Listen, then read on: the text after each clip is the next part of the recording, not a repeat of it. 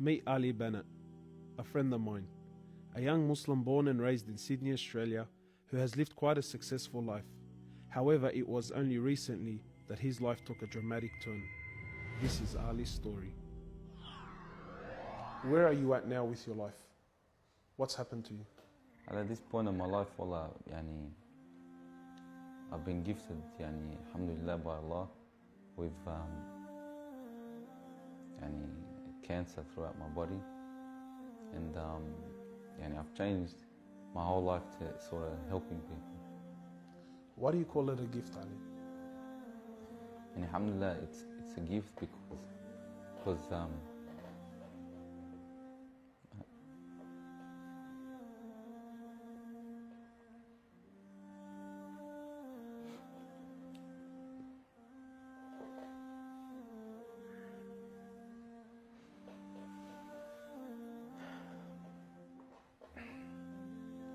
and it's a gift because Allah's given me a chance to change. What has having cancer, what has it opened your eyes to? SubhanAllah, everything in life, even the smallest gift, like breathing fresh air.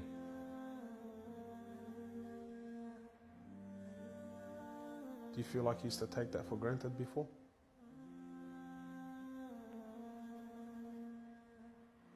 How long have you had cancer? 4 months now. Ali was diagnosed with stage 4 cancer and given only 7 months to live.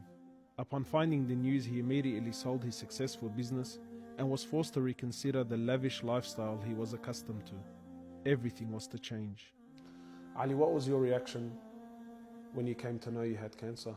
I got rid of my cars, I got rid of my watches, even my clothes. I took them with me overseas and I gave them to a lot of people up there, alhamdulillah. So I wanted to try to leave this world without anything. So you were on a mission to get rid of your dunya.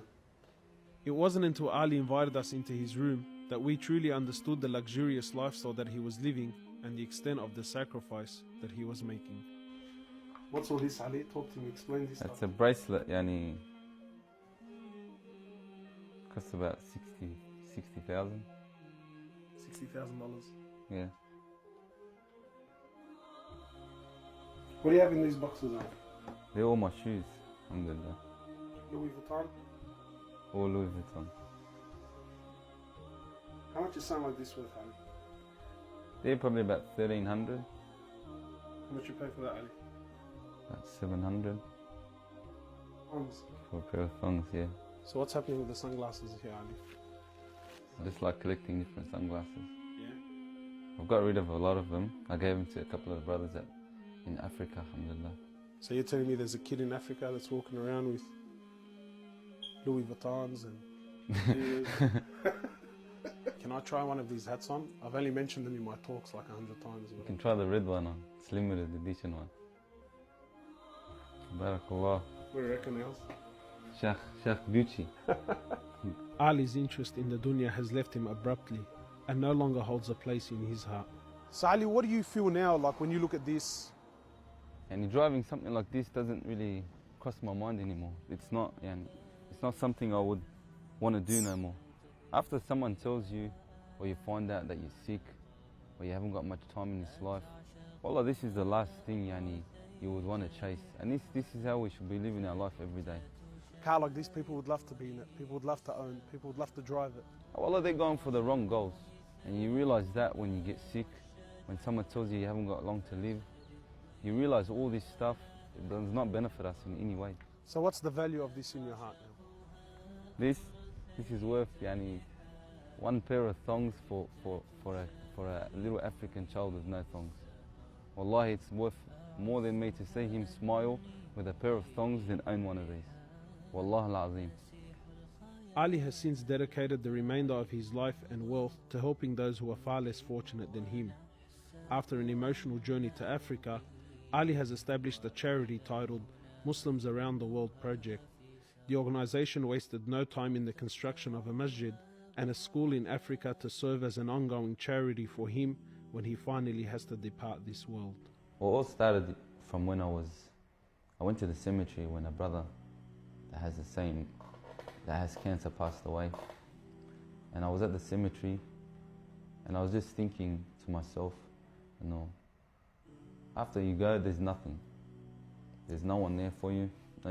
No mother, no father, no brother, no sister, except for your deeds. And even your money is not going to be there for you.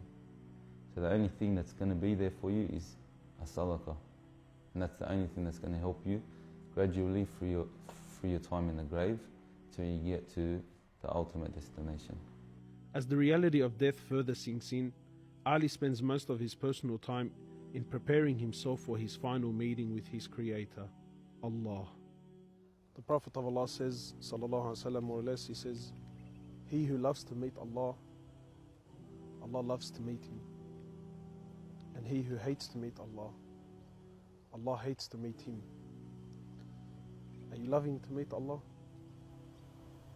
Because of this cancer, I've been advised by one of the brothers to take a special drug to help me with pain and stuff.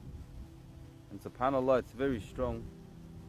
I took a bit too much and I came into a whole different world within not knowing where I was, and it was very hard for me. And subhanAllah, I actually seen things I've never seen before. And my family were there all standing around me, and I was pointing up and I was saying, Ya Allah, take me. And it was that beautiful what I was seeing. I just wanted to go. And the next day, subhanAllah, I woke up and I was upset that Allah didn't take me.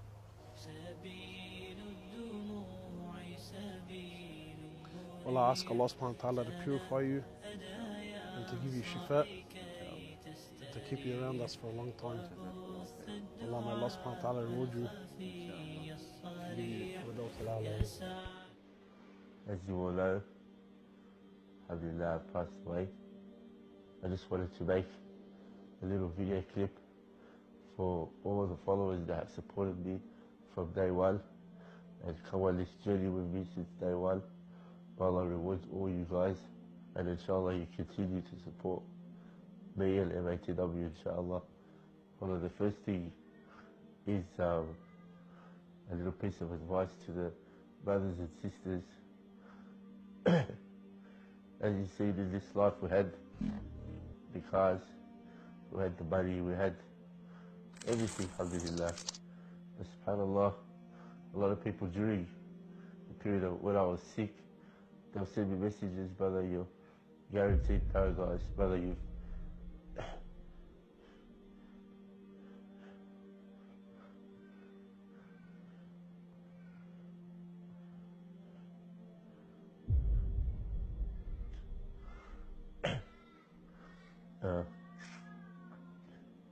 brother, you've done so much for the community, for the ummah, but subhanAllah, this, it's not worth just the simple blessing that Allah subhanahu wa ta'ala has given us, like waking up in the morning and being able to walk to the bathroom by yourself. So these things slowly got stripped away from me during the last of my life, alhamdulillah. Wallahi, some of us don't get that chance from Allah subhanahu wa ta'ala to know when we're going to pass away. Some of us, and a lot of us, just pass away suddenly. You've heard many stories where brothers and sisters have died in clubs or overdosed, whatever it is, subhanAllah.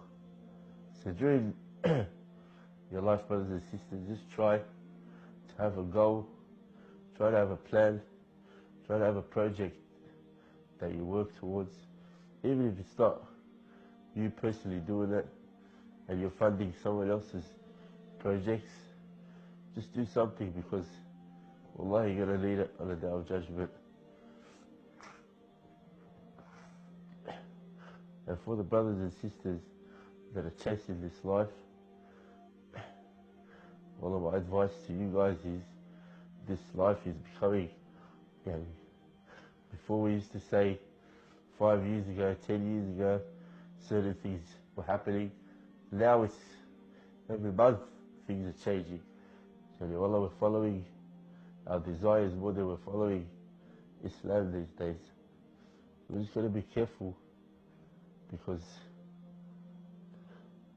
it's not a joke anymore. Our kids are getting affected. Everyone's getting affected. Sometimes I used to just sit on my bed and cry because I just wanted that support from people, and then subhanAllah, Allah subhanahu wa ta'ala brings you people that you've never thought they'll be a part of your life, or friends, or you didn't even know they existed. When I used to travel, I used to meet certain people. A lot of them actually went out of their way to come all the way from Dubai or the UK or wherever it was to come to actually visit me when I was sick or in hospital. That's love for the sake of Allah subhanahu wa ta'ala. No photos, no nothing like that. Just come to visit. 14-hour flight just to see if I'm okay, subhanAllah. So for the people that are out there that are sick or worried or stressed, come out, I say to you people, don't worry. Allah subhanahu wa ta'ala will send you people that you never expected if you really need someone. You just have to have trust and tawakkul in Allah subhanahu wa ta'ala. So, a little advice for everyone out there. Inshallah, if you can inspire 1, 2, 3 people to do something, remember when you're in that grave, inshallah, then you'll be getting rewarded for everything they've done, for all the people they've brought to Islam, and inshallah that'll help on the Day of Judgment. So always try to have a project or a plan that you're working towards in this life, inshallah. Inshallah that'll help us in our grave and the hereafter. Jazakallah khairan wa assalamu alaikum.